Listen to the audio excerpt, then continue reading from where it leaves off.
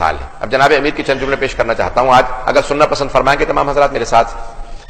عزیزان گرامی, جب جناب حضرت علی علیہ السلام سے پوچھا کہ یا علی فرمائیے جناب سیدہ کو کیسا پایا, تو آپ نے فرمایا, میں نے اس دن عرض کیا تھا یہاں یا دوسری جگہ پہ, کہ آپ نے فرمایا جنت سے ایک پھول نازل ہوا تھا اور وہ پھول جنت میں واپس چلا گیا. جناب سیدہ سے متعلق آپ نے فرمایا جنت سے ایک پھول نازل ہوا جو جنت میں واپس چلا گیا, لیکن آج تک اس پھول کی خوشبو باقی ہے. آج تک جناب سیدہ کی خوشبو میرے پاس باقی ہے.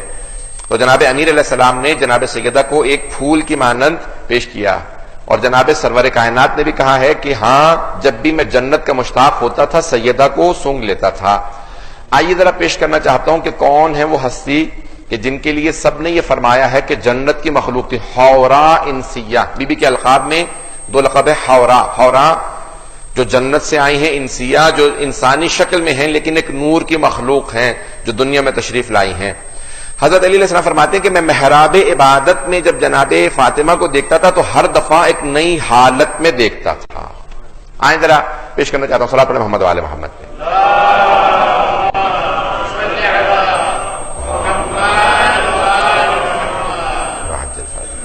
توجہ ہے عزیزان گرامی.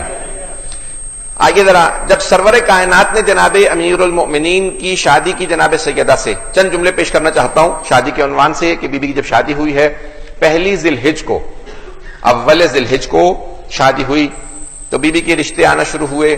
آپ کے ذہنوں میں ہے, میں نام لیے بغیر چند افراد کے, کہ کسی نے رشتہ جناب سیدہ کے لیے بھیجا, خود آیا, تو سرور کائنات نے کہا نہیں, اس امر کا اختیار میرے پاس نہیں ہے. بات واضح ہو رہی ہے, اس امر کا اختیار میرے پاس نہیں ہے. تو کہا کہ یا رسول اللہ, یہ کیسے ہم مان لیں کہ آپ کے پاس آپ کی بیٹی کے عقد کا, نکاح کا, شادی کا اختیار نہیں ہے؟ آپ کا تو نام ہی احمد مختار ہے, ہر چیز کا اختیار آپ کے پاس ہے. کا نہیں, لیکن فاطمہ کی شادی کا اختیار خدا نے اپنے پاس رکھا ہے. اتنے دنوں, چند دنوں بعد کوئی اور صاحب نے رشتہ پیش کیا, پیغمبر اسلام نے کہا اس امر کا مختار میں نہیں ہوں, اختیار میرے پاس نہیں, چوائس میرے پاس نہیں, اللہ کے پاس ہے. پھر یہاں تک کہ کسی تیسرے صاحب نے رشتہ دیا, اور جب رشتہ بھیجا تو اس نے کہا کہ میں اتنا سونا دوں گا, اتنے اونٹ دوں گا. پیغمبر اسلام نے کہا مجھے بیٹی بیاہنی ہے, بیچنی نہیں ہے. اگر بات واضح ہو رہی ہو تو پیسوں کا دھونس مجھے مت دینا. پیغمبر اسلام نے کہا اس امر کا مختار میں نہیں ہوں. چند دن گزرے تھے کہ مسجد نبوی ہے, آج جناب امیر المومنین تشریف لائے. عزیزان گرامی, جو آدمی ہمیشہ عطا کرتا ہو اس کے لیے مانگنا بہت مشکل ہوتا ہے. میں بات نہیں پہنچا پایا ہوں. امیر المؤمنین ہمیشہ عطا کرنے والے ہیں, مشکل کشا ہیں, پوری دنیا کو عطا کرتے ہیں, لیکن جناب سیدہ وہ ہیں جن کا رشتہ مانگنے خود امیر المؤمنین گئے. جب آئے تو ایک مرتبہ دو زانو ہو کے زمین پہ بیٹھ کے سر جھکا کے بیٹھے ہیں, لیکن جناب امیر جو خطیب نہج البلاغہ ہے, جن کا کلام نہج البلاغہ بنتا ہے, آج ان سے گفتگو نہیں ہو رہی, کلام نہیں ہو رہا, بات نہیں کی جا رہی. تو جناب سرور کائنات نے کہا علی آج مزاج کچھ بدلا سا ہے. پھر بھی کچھ نہیں بولے, سر جھکا کے سامنے بیٹھے ہیں. ایک مرتبہ جناب جبرائیل نازل ہوئے, سفینۃ البحار اٹھا کے دیکھیے, جناب جبرائیل نازل ہوئے اور ایک مرتبہ کہا یا رسول اللہ, اللہ سبحانہ و تعالی کہتا ہے کہ اس نے عرش اعظم پہ علی کا فاطمہ سے عقد پڑھ دیا. آپ کو بھی اللہ کہتا ہے کہ آپ علی کا فاطمہ سے عقد پڑھ دیجئے. عزیزان گرامی, بس ایک شادی ہے جو دو مرتبہ ہوئی ہے, ایک عرش پہ دوسری فرش پہ. اسی لیے جناب سیدہ کی نسلیں بھی دو طرح کی ہیں, عرشی نسل ہے, فرشی نسل ہے. عرشی معصومین ہے, فرشی سادات ہے.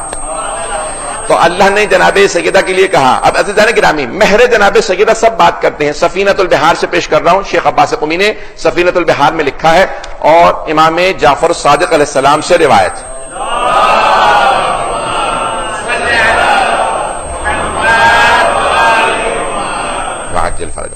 کہا کہ مولا آپ کی دادی کا مہر کیا تھا؟ اب پوری دنیا میں مشہور ہے کہ 500 درہم, 500 چاندی کے سکے, دینار نہیں, سونے کے سکے نہیں, 500 درہم.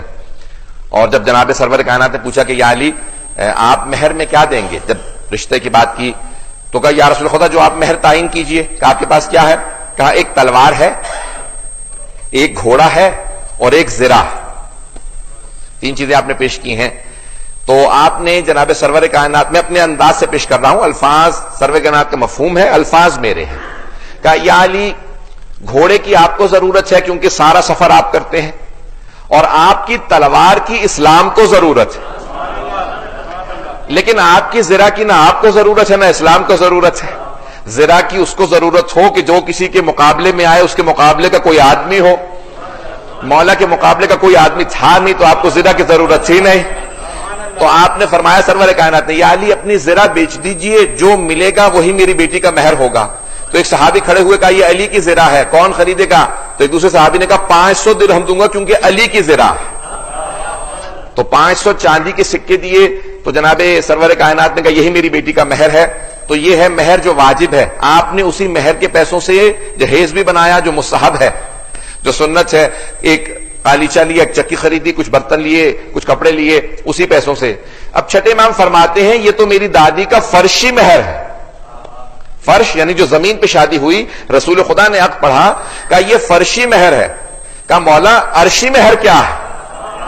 عرش پہ جو شادی ہوئی تھی اس کا مہر کیا تھا؟ کہا اللہ نے کہا یا علی زہرا کے عقد میں کیا دو گے؟ سفینۃ البحار میں شیخ عباس قمی نے لکھا ہے، جا کے دیکھ لیجیے گا، مہر جناب سیدہ سے متعلق. کہا یا علی مہر میں؟ کہا پروردگارہ جو تو فیصلہ کرے گا. کہا کہ یا علی مہر فاطمہ میں زمین کا 1/3 حصہ اور جنت کا 1/4 حصہ آپ کو مہر فاطمہ میں دینا ہوگا. علی قسیم الجنت ورنہ حبیب خدا کی حدیث ہے، علی جنت و دوزخ کے تقسیم کرنے والے ہیں.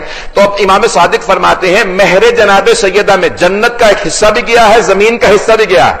جناب سرور کائنات نے کہا، جناب امام صادق فرماتے ہیں اللہ نے جنت کا حصہ اس لیے رکھا کہ جس کی چاہیں جناب فاطمہ شفاعت کریں. مجھے توجہ چاہیے سمجھ میں کی. عزیزان گرامی، کہا زمین کا 1/3 حصہ کیوں رکھا؟ کہا کہ اگر زمین پہ دیکھو تو 2/3 پانی ہے. 1/3 یعنی 1/3، 1/3. 2/3 پانی ہے، 1/3 خشکی ہے، یہ ڈرائی لینڈ 1/3 ہے، 2/3 پانی ہے.